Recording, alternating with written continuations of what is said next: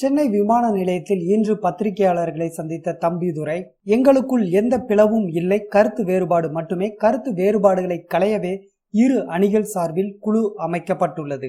ஆட்சியும் கட்சி தலைமையும் ஒருவரிடமே இருக்க வேண்டும் என்று கூறியது உண்மைதான். அனைவரும் ஒருமித்த கருத்தோடு சசிகலாவை பொதுச் செயலாளராக நியமித்ததும் உண்மைதான். அதிமுகவில் பல சூழ்நிலைகளில் அவர் உதவி செய்துள்ளார் என்பதை மறுக்க முடியாது. சசிகலா சிறையில் இருப்பதால் கட்சி பணிகளை மேற்கொள்ள சில முடிவுகள் எடுக்கப்பட்டுள்ளது.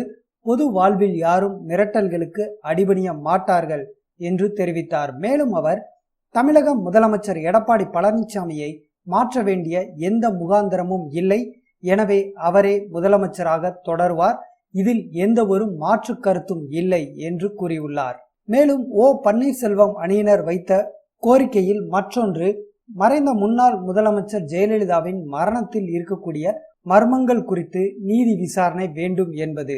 இது குறித்து தம்பிதுரை தெரிவிக்கையில், ஜெயலலிதா மரணம் குறித்து தேவைப்பட்டால் விசாரணை நடத்தப்படும், இது குறித்து இரு குழுக்களும் சேர்ந்துதான் முடிவு செய்ய வேண்டும் என்று தெரிவித்தார்.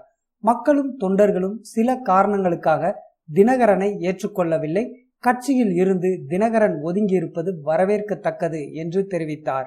மேலும் சசிகலா பொதுச் செயலாளராக தொடர்வது குறித்து இரு குழுக்கள் தான் முடிவு செய்ய வேண்டும் என்றும் தெரிவித்து உள்ளார்.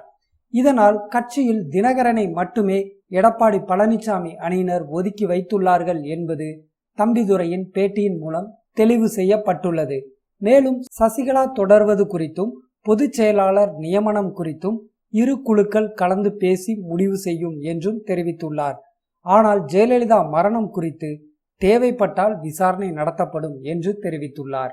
மேலும் முதலமைச்சராக எடப்பாடி பழனிசாமி தான் தொடர்வார் என்பதையும் தம்பிதுரை உறுதிபட தெரிவித்துள்ளார். இதனால் அதிமுகவில் அடுத்த கட்ட பேச்சுவார்த்தை எதை நோக்கி நகரும் என்பதை பொறுத்திருந்து பார்ப்போம்.